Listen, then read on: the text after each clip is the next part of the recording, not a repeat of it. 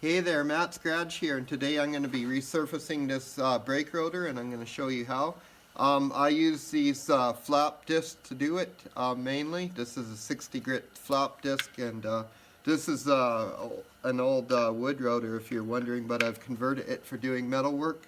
Basically it replaces that, but electric power, so saves a little wear off my air compressor.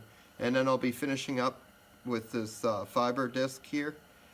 So basically the goal here is we're going to take the ridge off the outside here and the inside here, and that'll basically smooth it back out level, and we'll run over this surface as well and just create a new surface here. If it's badly warped, this probably isn't going to fix it, but I've had great results on just older worn rotors that have a bit of a lip around the edge. So I just want to point out, before you start this project, you should take some brake clean and brake clean this all off really good. There'll be brake dust all in here, and you don't want that blowing back up into your face while you're working on it. And I also took a wire wheel and just cleaned all in around here and on the face of the hub there. So it's all ready to go. Once I get the surface smooth, it will be ready to go back on the car.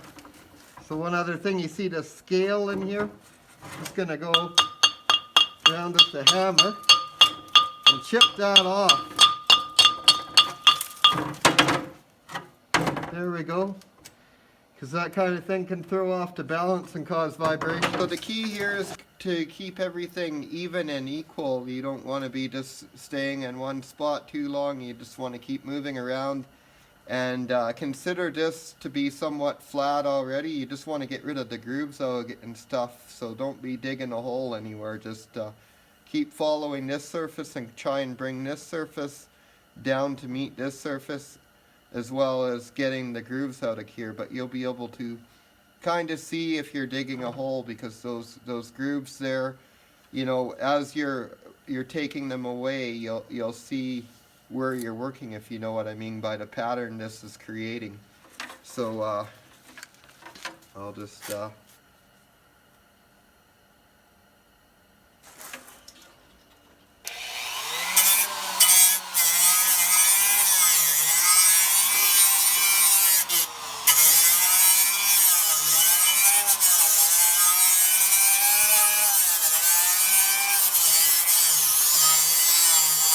So I'll just give you a close-up here. And this is just the first pass around here, but you can already see the difference.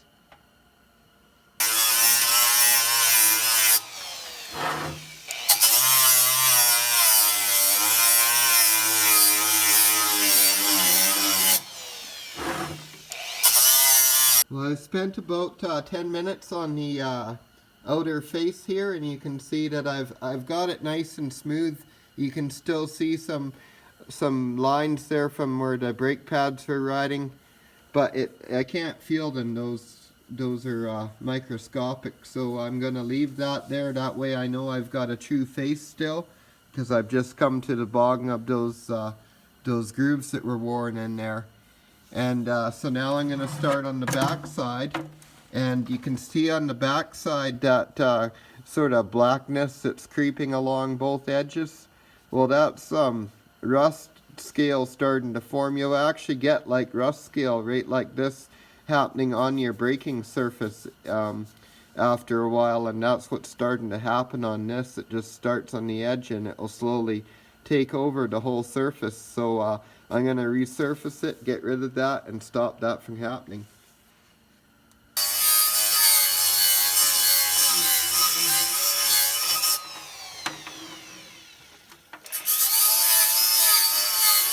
You can see I got the back side done there, and there's still some grooves visible, but can barely feel them with my fingers, and I've mostly got rid of that creeping rust.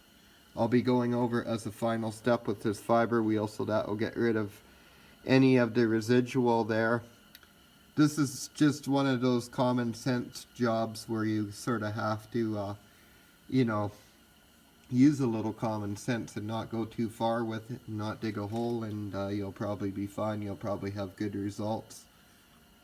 I will warn you, this will probably run a little rough for the first couple 100 miles because the brake pads will have to break into the surface again, but that's how mine was last time I did this. It was a couple days before my brakes felt smooth, but they did smooth out perfectly, and couldn't tell them from new rotors after a week. Okay, and now for the fiber wheel.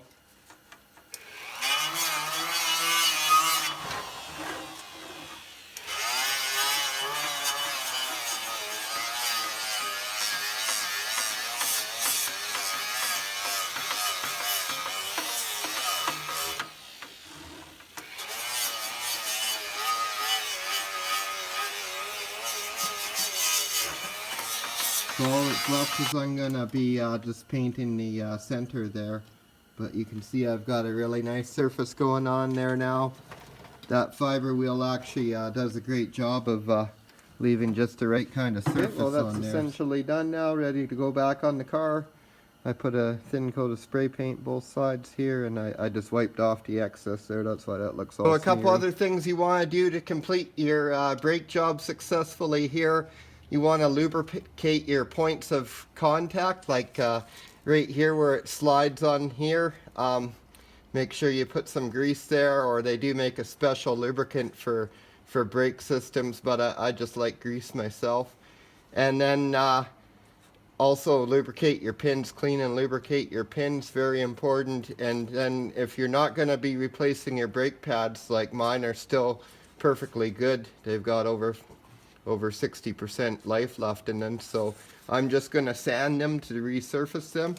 So I'm using 120 grit sandpaper. This dust is very toxic, so make sure you wear a dust mask. And you just got to sand in there and take the glaze off them.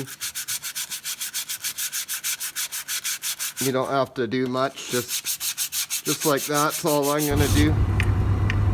Okay guys, well this is the first braking since I resurfaced the rotors.